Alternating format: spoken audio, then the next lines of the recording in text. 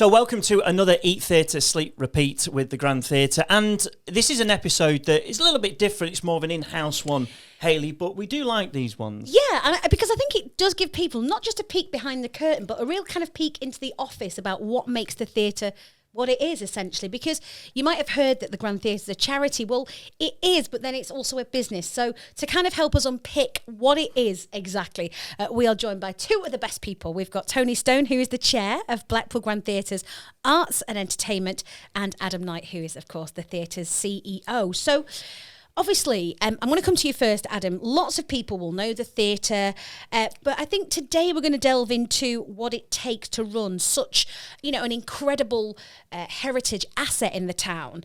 Can we start by talking through about the theatre and what it means and just its whole personality as a building, because it's such an iconic building, not just in Blackpool, but I would possibly argue in the world of theatre. There's nowhere else quite like it. No, it's a very special theatre. It's in the hearts of many people in the town and has been for a long time. It's in the hearts and minds of many of the artists that come through and the stage and play the theatre and take those memories with them throughout the land. So it's got a great place in history.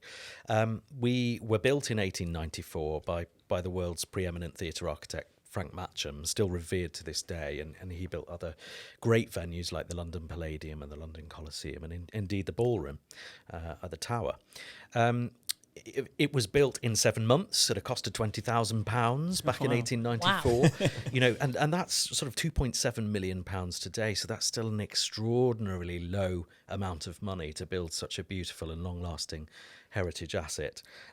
It was conceived by its first manager, Thomas Sergensen, and he had a circus on the site, and then decided to engage Frank Matcham to build what the brief was, to build the prettiest theatre in the land, and I think, by goodness, he achieved that. So it really, really is a very, very special theatre, and it's survived so many things. 2 world wars. In 1972 it was nearly demolished, and it was saved by the people of the town, and obviously we've just come through the pandemic. So it's the beating heart, really, I think, of Blackpool's entertainment scene. Right, I've learnt 2 things there. Oh, here we go. So I've learnt that it was a circus. So that's one. I didn't know that. Okay. And that it was nearly taken down in the 70s. Didn't know that. Bingo Hall, I think, for a while also. There's so much to the history. Now, am I right in thinking, I'm going to ask you this, Tony, am I right in thinking, is it Grade 2 listed building? It's a Grade 2 listed building. It became a Grade 2 listed building in 1972. But there's a fact that's quite amusing that Adam probably won't know about. Okay. When it was being built, Thomas couldn't buy the last bit of the block he wanted. The bit of which is now our box office and was previously a betting shop, and before that it was a telephone shop between our site and the Marks and Spencers. It was a print works, and the guy wouldn't sell it for any money. So the Grand ended up about 20 foot short in depth and became the only Matcham theatre with the smallest backstage area, and it's because they couldn't buy the print shop. Wow, I didn't know that either. And it is tiny backstage. I mean, for those that have never been backstage, there is no real backstage, essentially, is there? To get across, many people will probably not realise you have to go under the stage to get to the other side. So when you've played the fairy and the goody and panto as many times as I have, I can tell you how long it takes you to get from one end to the other. Wires and all that sort of stuff. And you have to go under the stage. And on a tunnel. And it's interesting that shop wasn't available all the years of the Grand since it was built, and yet we were able to buy that 10 years ago, and that actually completed the picture. Only took over 100 years. Yeah. Worth the So, wait. I mean, Adam, you might not know this, but you might do. Every time I look down where the Grand is, and then above and below, and there's some other shops, have you got all of that upstairs as well as the sort of downstairs bits, or? We do now, yes. Right, and okay, that's so we been have all that. acquired over time and has been by the Trust over a number of years. So we now own the whole footprint. Right, yeah, I didn't know. Again, you see things, don't you, like, what do they have, Yeah, what don't they well, there's a have, whole how big studio is it? Because you just think, a lot of people rehearsal think it's just space. that corner, don't they? Absolutely. And it goes back a bit. Offices, there's all kinds up there, Ged. You might you might get the backstage tour one day. Now, one of the things I wanted to come to, and I'm going to ask you about this, Tony, is that essentially, am I right in thinking that there's 2 boards of trustees that run the theatre? Because for some people it'll be quite a tricky thing to unpick, but I'm hoping you'll be able to help us out with this. There are two charities. Okay. One that owns the infrastructure, the building itself, and that's a theatre conservation charity. It doesn't trade. It just owns and maintains the fabric of the building. And the other charity is the operating company, the Grand Theatre Arts and Entertainment. They operate the theatre, they employ the staff. It's got a lot of benefits doing it that way. It has fiscal benefits, but it also provides a great deal of comfort in the protection of the building, because the building never trades. So any financial disasters would never affect the integrity of the building or the ability for it to remain. Right. Why is that? And why is there that two separate sort of charities, if you will? What is the reason for that? Is it just for that reason that it just protects it all, or is there any other reason? Well, there are a clutch of benefits. I mean, obviously the main one is that it's a theatre and it's protected. It's owned by an independent charity. We call them two Grand Theatre charities, but they're totally independent. Mm-hmm. And the operating company effectively leases the building to use to put shows on. Yeah. There are numerous other benefits, particularly there are great exemptions for things like that for people that put cultural events on. So as we don't own anything, we don't own a building, we just put events on effectively, we're able to get the advantage of that, and we wouldn't be able to do that at all if we own the infrastructure. Okay. So then that brings us on to then, if you are a charity, then you have to have a board of trustees. You're the chair of, we've said the arts and entertainment, so the essentially the company that then operate the theatre. That's right. That's my role. I've been paying attention. And where do you find the trustees, or essentially the board that come and do this? Hopefully from the local community and the wider local community. We look for people that have got an interest in the theatre and the arts, but also have some of the business skills and acumen that you need to run an organisation with a turnover that runs into several million. So it's a very wide skills board. Some of those are what you would expect to consist of, like a lawyer, an accountant, HR person, but then we have people that just have good involvement with the community and a desire to help, and that's what it's all about. It's a desire to help. And these are volunteer positions, is that right? Do you volunteer your time freely to attend the board meetings and stuff? Yes, I've volunteered my time freely for a lot of years. I could have earned a lot of money if I was paid, but I wasn't. So yes, it's voluntary. And how does this sit with you, Adam? Do you sit on like sort of both sides of the coin? Do you have to be very much involved with that board and then obviously the other side of the charity as well? And also, is it nice that you say with the expertise, the business skills, the community people that are getting involved? Blackpool, obviously, you've come into this role as well as CEO from maybe out of the area, but does that help you that maybe you can sometimes lean on some of these people and go, a bit of advice here or a bit of advice there? Absolutely. And we work very closely with both the boards, and you're absolutely right. It does. It brings in a wider skill set. It allows the team to seek advice. It's also great to have check and challenge. I think it's really, really important when you're in a leadership role to be able to have that optimism bias sometimes checked. We think things through strategically and come up with plans and business planning, and it's great to have a different set of eyes and a fresh view on things, particularly when you're looking at new strategies, and it helps us in terms of people have different connections that might open doors for the Grand in various areas of expertise that we may not necessarily as a professional theatre staff team necessarily have. I sit on a couple of charities myself in other areas. One's a healthcare charity, and equally, some of the skills that I have in events and theatre production can sometimes help them in fundraising events. So that voluntary, the giving of time, I think is a really important thing, and the skills share. So going back to the board then, essentially you don't need a theatrical background to get involved. Not at all. Okay. So any sort of transferable skill is welcome? Any transferable skill is welcome, and some particularly that we have to have, like I mentioned about HR. But a lot of people would actually ask, what does the board do? Well, surprisingly to a lot, we don't run the theatre. That is the job of Adam and his team to run the theatre. We're there to support the management team, offer mentoring and support. We are there to help set the future strategy, and that's 3, 5, 10 years. It's not what's happening this year. And we have a responsibility to husband the finances of the charity, to monitor that they are being appropriately used. That being a charity, money is given for a purpose. We have to ensure that that purpose is being fulfilled. You can't expect people to donate their hard-earned cash to a charity thinking it's going to be used to help develop children in theatre, and we go and spend it on a big night out at the local hostelry. Yeah. What about the one thing, especially during the pandemic, was the Friends of the Grand Theatre, wasn't it? Where does that sit in this whole structure?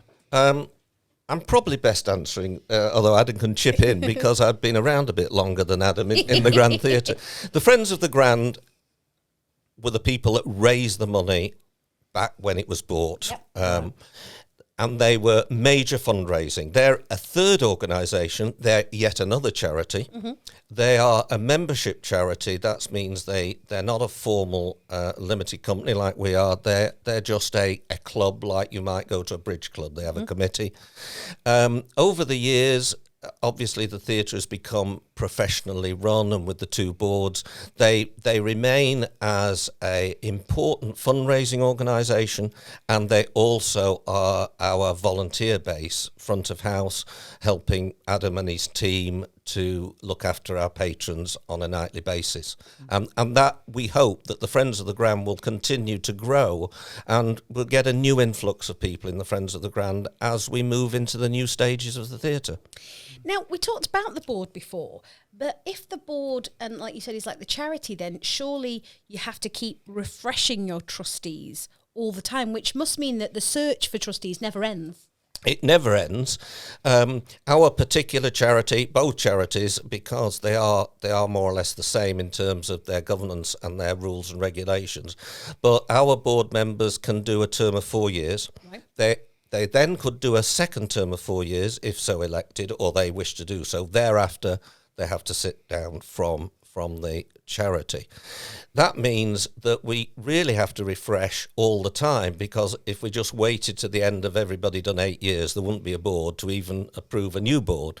So roughly every 2 years, we keep rotating and bringing new people on. And how refreshing is that, Adam, for you, in your experience of theatres, that new people, new skills, new ideas are constantly coming into the Grand Theatre? I think it's really important, because theatre doesn't stand still. The productions that happen on the stage don't stand still. So bringing in different viewpoints and different members of the community to support the work of the theatre, I think is really good. And as Tony said, refreshing to bring new voices to the fore. So I think it's a very good thing. What about applying? How do you apply? Because I'm interested now, after all this. How are we applying to become... I think the full Ged. We're all... Yeah. How are we applying to become a trustee member? Well, I mean, Tony's probably best placed to answer us. There would nothing be wrong with applying at any time. Right. We may not have a position immediately available, but you're letting me down gently here, Tony. No, I'm suggesting that you need to get your timing right. But every time we want to look for new trustees, the roles are advertised as being available in all the local media, and it's on our own website, as well as theatrical websites. It's simply a matter of sending a CV in, a little note why you would like to be a trustee. We have what I believe a really robust system for appointing trustees. The trustees themselves do not appoint new trustees, because we want to ensure we could never be accused of getting our mates on board. Oh, that's interesting. Yeah. So we actually convene a independent panel of experienced trustees from other charities, 2 or 3 people, to conduct, I wouldn't call them interviews, chats with prospective trustees, and that's how we appoint people. What we've gone through maybe the skills, but what about personalities? into the trust? What sort of personalities are you looking for? I mean, are you looking for people that are constantly going to the theatre, or does that not matter as much? I think it's important that they go to the theatre, and not necessarily the Grand, that they attend the theatre. Right. Just as an entity. Just as an entity, and that they have an interest in the theatre. We want people that are going to challenge our thinking, bring new ideas. Don't want a stand-up argument every board meeting, but we really like listening to new ideas. Yeah. And, things come out from new people that have never been thought of, but they're very often obvious. So it's really good to get a really wide spectrum of people. What would you say then? Because you're chair of the board. You've obviously been a trustee for some time. What would you say is your most sort of fond memory of being a trustee, or what aspect do you find the most rewarding about it? Oh, that's a difficult one, because there's probably an awful lot. It's a sheer delight for me to be able to think that I've contributed to that theatre still going after the pandemic. And what was the most exciting thing? Opening again after the pandemic. Yeah. Without a doubt. How hard was that, Tony? Because like you said, I suppose everything, and we all were like this, everything ticked along before the pandemic, didn't we? Our lives ticked along. Then the pandemic hit, and it just was like, whoa, what is going... And the theatres especially... The theatres really were hit like very few other industries, and the creatives even more than some of the buildings themselves. I think we handled it very well. It was a really worrying, challenging time. The theatre, since it was built, was never closed. Gosh. For that length of time. Yeah. There were positives. Anybody that's involved in organisations know that it's very difficult to stop and think and take stock. So we did actually have the opportunity to say, hang on a minute, we don't need to open for a little while. Let's decide what we want to do going forward. But there were some very sad times. We had to lose a lot of our team that had been there a long time. And I suppose the reward was the first show that happened after that, when it was opened again. Looking back prior to that, I've enjoyed hosting royal visits. I've enjoyed some incredible opening nights. I can't even think of the number of people I've met. I've had the delight now to work with 3 CEOs. I'm not saying which one's the best just yet. Next question. Who's your favourite? I'm not answering that question just yet. I'll answer that question on the day I retire. So I've had some incredibly good times, and I've met some absolutely lovely people. I recently, after the theatre reopened, because we had a lot of new people in the team, I went and spent a day in the theatre to meet them all, because I'm not there all the time. I'm not a member of the management.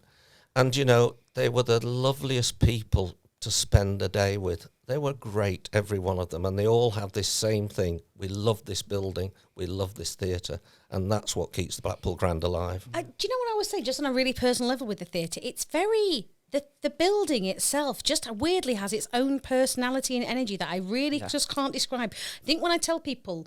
I think they might think I'm a bit crazy when I say it, but I truly, truly mean it. When I'm in there, I don't know. It's like a magnetic pull. I love being in the building, whether I'm in the auditorium, in the office, backstage, wherever. I just love it. It's like the creaky stairs. You go up to the bar, the little bell on the bar. And it's lovely. And I always say this, but the prices of them cups of tea, very good value. And the little tea cakes that there's lots of little things. He likes an interval tea cake. I really, the interval's just brilliant. It just sits well, doesn't it? But for you, Adam, obviously, like Tony was saying about losing people, and we talked about habits before, into the pandemic, people's habits changed. You didn't go to theatre every week or every month or every 6 months because you couldn't. So for you, getting into communities, getting into schools and things like that, how big of a deal is that right at these moments in time to drive it forward? Incredibly important, and it always has been, and I hope it always will be, because that's where people's spark of love of live entertainment and theatre, I think, really comes from. But we're doing really game-changing work, really profound, transformational work. We're part of Blackpool's Resilience Revolution, and taking really extraordinary work into schools and then encouraging and empowering young people to get involved and get their reactions to the stories that we tell on stage is quite a unique set of work. And during the pandemic, the way the team were able to adapt and do that online and in found spaces on the beach doing Shakespeare and, and that kind of different activity and different take on things got national recognition. I think Greg Doran, who's outgoing artistic director of the RSC, brought up the Shakespeare on the Beach on Radio 4 when he was interviewed in the middle of the pandemic as one of his highlights. And that's kind of the power of some of the engagement work that happens here in Blackpool. We actually make a difference to people's lives. And I'm really proud of the role that the Grand has in enriching the experience of being a part of the Blackpool community, and long may that continue, I think. Do you think kids nowadays, there's two trains of thoughts with this. Kids potentially a bit more socially aware of themselves because of the era we live in. I find, though, as well, that with the technology that we have, your Instagrams, your TikToks and things like that, that kids are, in a way, promoting themselves more, getting used to video, putting themselves out there a bit more, even if you do a dance or some sort. Do you know what I'm saying? Are you hoping that kind of pulls them into the theatre as well and engages them a bit more, that sort of, and gets them maybe into acting, all those behind the scenes positions that you started off with? Definitely, because it's just a really vibrant, different way of looking at being creative, and we've seen how the theatre industry has adapted during the lockdown to embrace more digital ways of working and combining that within the live theatre experience. But it also, I think, highlights the important part of the live theatre experience, which is just person-to-person interacting, audience being there, sharing that, and almost heightens that experience and excitement you get. And also when we're working with young people, actually being in the room, breaking down a text, exploring scenes means that you can find a sense of belonging without the need to feel like you're presenting yourself, and you just get to the heart and nub of the situation or the relationship that you're exploring. So theatre's alive and well. Absolutely. Now, we've touched on community, and before we sort of let you go, why do you think, and I'm going to kind of ask this to both of you, but why do you think then that the Grand is really in the hearts of the community, not just in Blackpool, but in Wyre and Fylde and more widely Lancashire? Why do you think that is? I think it's the building. It's that magic building. It's, although I think Adam touched on this earlier, it does spread a long way out from the Blackpool and Wyre community. I recently, last week in fact, met some, should we just call them theatre people from London that were probably quite insular to the theatre in London. And you mentioned the Blackpool Grand. Oh, I know that. Isn't it beautiful? And I think the local community is proud to have it. Oh, yeah. I know we've got other Grade 2 buildings. We've got the Tower, we've got the Winter Gardens, the Ballroom, but I think it's accessible as well. And Adam mentioned a lot about our just now about our engagement with young people. I think there's another aspect to that, which I believe is really important. Some people will find the theatre a bit intimidating to go into for the first time. And a family that will actually be taken in there by their children is going to be more accepting to it than the other way around. And I think that's actually helping us bring more adults into the theatre as well as kids. That's a great point. Yeah, I was going to say, so many Blackpool children do get the chance to perform on that stage, not least in Schools Alive annually. And that theatre is full to the rafters with the kids from the Fylde Coast. Yeah, and their families. And their families, like you say. And imagine the children growing up here that at one time have performed on that stage, even if it's just that one time. It's that memory and that instilling that. I've been there. Every time they walk past the theatre, I've been on that stage. Yeah. It's and I magical. suppose as well, it's kids in schools being taken to the theatre as a school trip. Yeah, I remember going. This would have been in the late 80s from primary school. You went in and it was, and I suppose I don't know, as a kid, I can't remember what I remembered, but would you think, oh, it might be a bit stuffy? Is it for me? We can't be loud like maybe at a stadium or something. But do you maybe see that sense of, you know, when they go in and what their thoughts of a theatre, and then when they watch a show maybe put on by David Walliams, or the new shows that are coming up, they're so interactive. There's science shows now, dinosaur shows now. You know, it's completely changed. Oh, yes, absolutely. And our offices adjoin the auditorium, and it was a delight, you know, with the David Walliams that you mentioned, you know, hearing those screams and shouts of delight through the wall at the excitement of what was on the stage. I mean, it really is. I mean, both of our kids came to see Gangster Granny, didn't they? They loved it. They both They came, loved it. And a lot of adults that I know came as well. Absolutely. They loved it. Sorry, go on, Adam. I was going to say it was envisioned as the People's Palace, and it really is the People's Palace, you know, and that of every generation, I think, to embrace it and be a part of the Grand's future as well, because it is about that on every level. I think we've a lot to thank Frank Matcham for designing such a beautiful building, but then also a lot to thank the boards for that keep it going year on year, and like you say, look towards the future of keeping the building and the dream of that People's Palace alive. So I suppose, how are we looking then? And again, it's a question for both of you, into the future for the Grand. I'll start with you, Adam. From your point of view, when you look at, as Tony said, it's not a 6-month plan. It's 3, 5, maybe 10 years. How's the Grand looking from your point of view as a future? A very bright future. We've got an incredibly talented team. We've got a really strong and supportive board everyone has collectively worked incredibly hard to get us through the period of pandemic closure. And we've got a fantastic set of new ideas from every member of the team, and the contributions that people have to give, be they volunteers, be they staff members, be they board members, trustees. It's a really exciting time moving forward. So the future is absolutely bright. Watch this space and see what we're doing in 10 years' time. Yeah, good. And Tony, like you said, you have this, time frames. What about yourself? Absolutely. I mean, myself and all my trustee colleagues are really excited how we're going forward now. Things change. We've got a new chief executive, new ideas, and already we're seeing some new shows coming to the theatre. In the slightly further distance, perhaps at 5 years, we're looking to do some really exciting work around the theatre to improve the areas that the audience come and wait. In the non sort of grade 2 bits, we're not obviously going to mess up with the theatre. So it's really exciting. I'm coming to the end of my tenure as chair, and I will be walking away from the Grand. Well, I'll never walk away from the Grand, but in a way I'm disappointed, because I actually think what's coming up next is probably going to be one of the most exciting phases of the Grand. It sounds like it's in well and truly in safe hands. Well, Tony Stone and Adam Knight, thank you so much for your time today. It's been fascinating just to get a bit more of an insight into. I've learned a lot, and I thought I knew quite a bit, but I've learned a lot. So thank you so much for enlightening us. It's been really interesting, hasn't it? Yeah. Absolutely. Thank you. Thank you. Thanks for joining us on Eat, Theatre, Sleep, Repeat. Like, share, and subscribe, and we'll see you on the next episode.